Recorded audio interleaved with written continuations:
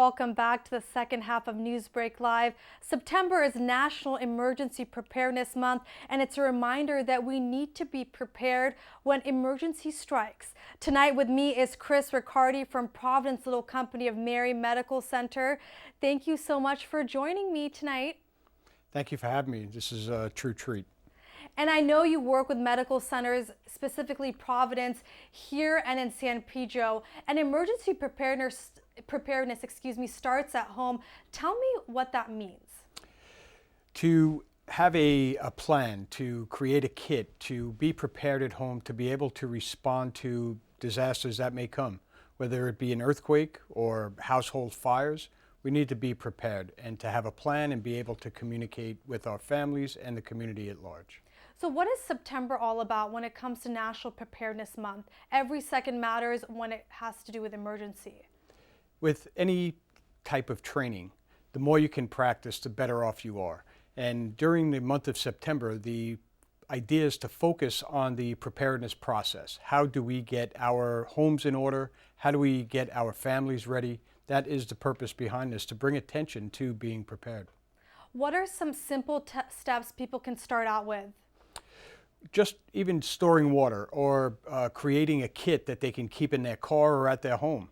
These are relatively inexpensive, easy to put together if you want to make it even less expensive, but just to have something in place in the event of a disaster, whether it be like I said, an earthquake, home fire, perhaps even in your car, you get stuck on the freeway, at least you have resources.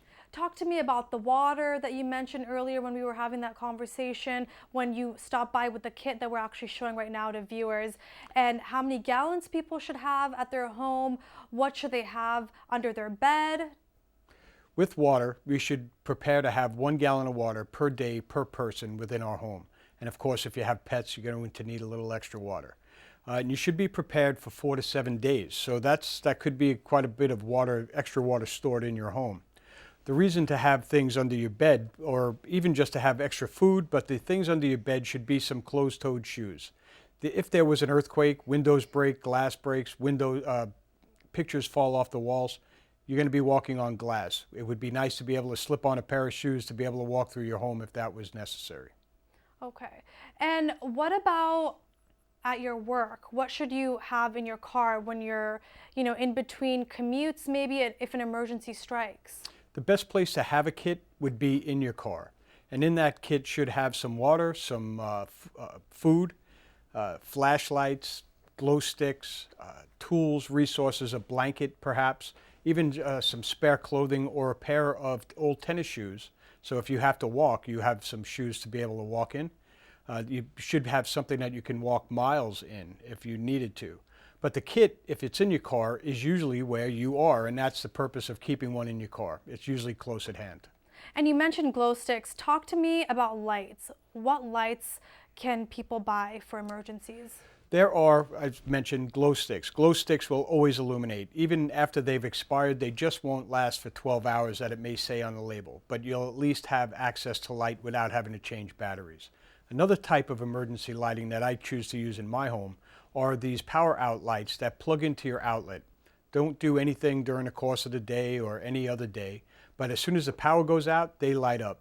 And if the power goes out in the middle of the night or something happens where power is interrupted in the middle of the night, maybe due to an earthquake, these lights will be able to provide you with a clear passage through your home so you're not fumbling around, and there may be debris in the way as well. So have a kit, be prepared, have a plan. And what about communication? Because this year's National Preparedness Month theme is Don't Wait, Communicate. Great question. And the purpose behind communicate is to develop some type of communication plan with your family. Your kids are at school, folks are at work, parents work in 2 different locations, kids may be in more than one school. How would you be able to communicate and reunite with your family after a major disaster? Ideally, you want to use an out-of-state contact that everyone can call in, check in. Social media has been a big plus. There's been a big boost to being able to communicate after disasters, using Twitter or Facebook to be able to communicate. But you need to have a means of being able to communicate. So don't wait. Put something in place to be able to communicate with your families. That would put you at ease and help focus you on getting through whatever event you're in. And there are so many resources online where people can get more information about how to be prepared. Can you talk to me about some of those resources? Absolutely. FEMA, the Federal Emergency Management Agency with the federal government, has a website called ready.gov. Ready.gov has a host of resources. Locally, we have the California's Office of Emergency Services, or Cal OES.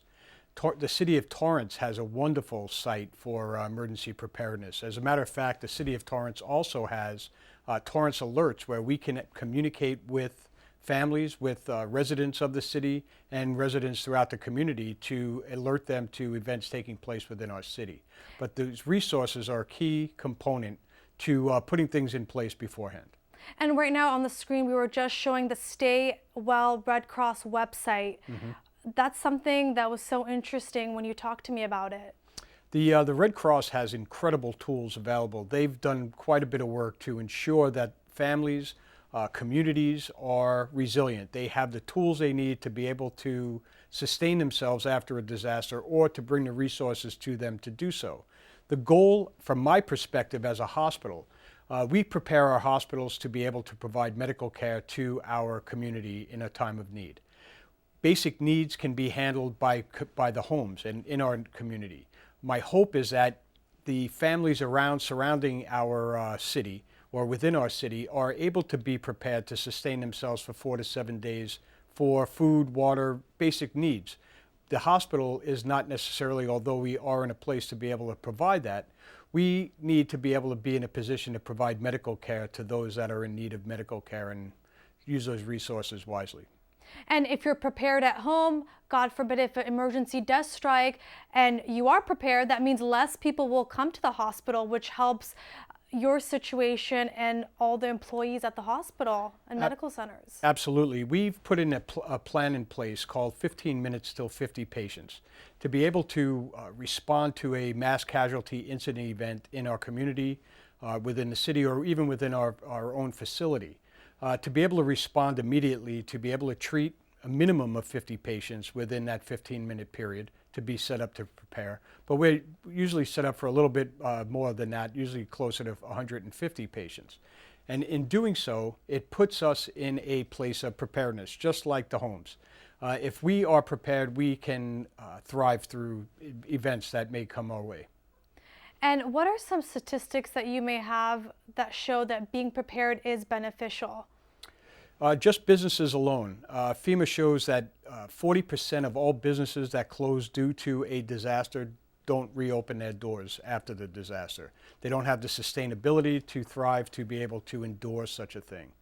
Other statistics will show you, we focus a lot on earthquakes, but house fires would probably be a little bit more pertinent risk.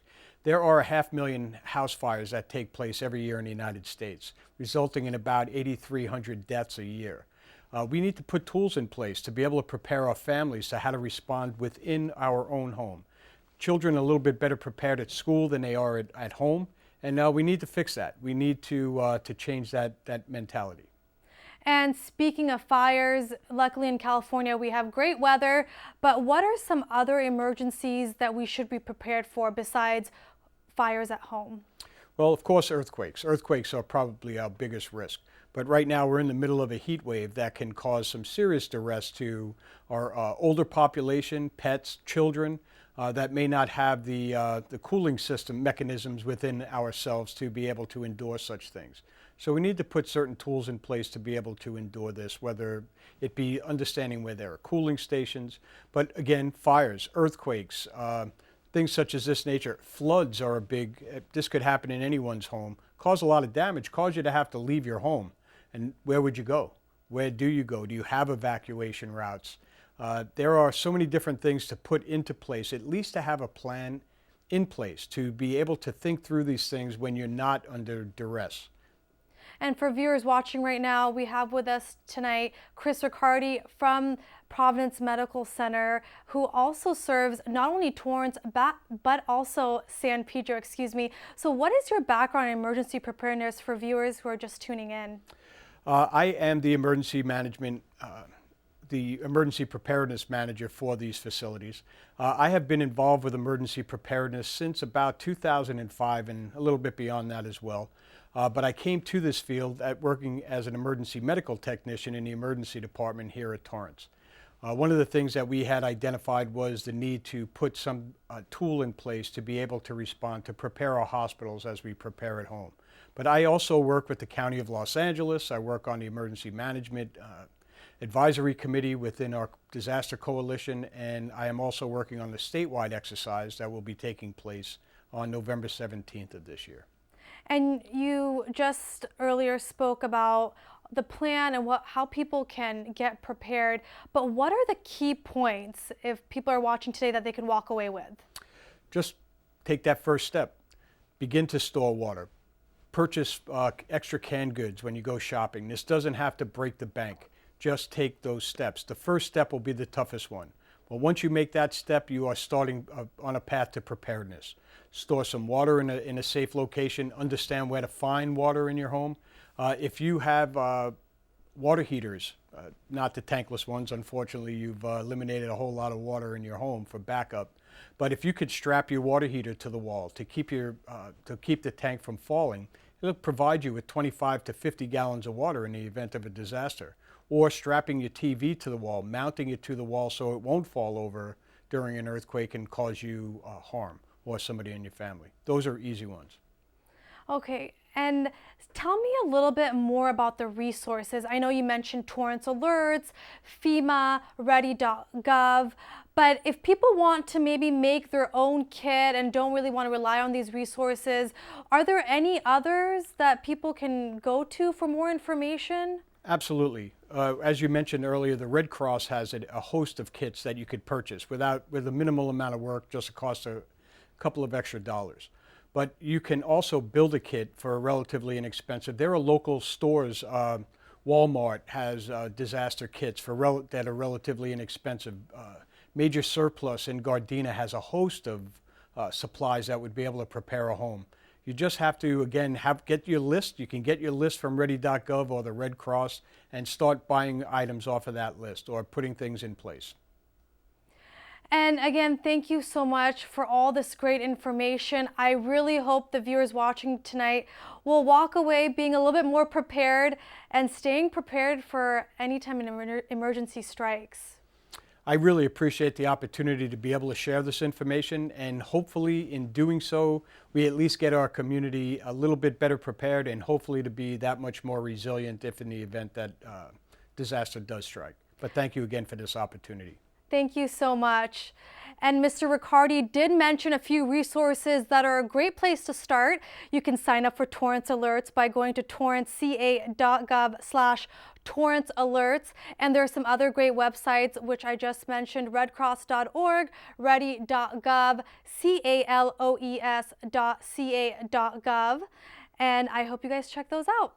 And that does it for tonight's NewsBreak Live. We always welcome your feedback, so if you have news or even video that you'd like to share, please email us at newsbreak@torranceca.gov. And for Facebook and Twitter users, use #NewsBreakLive.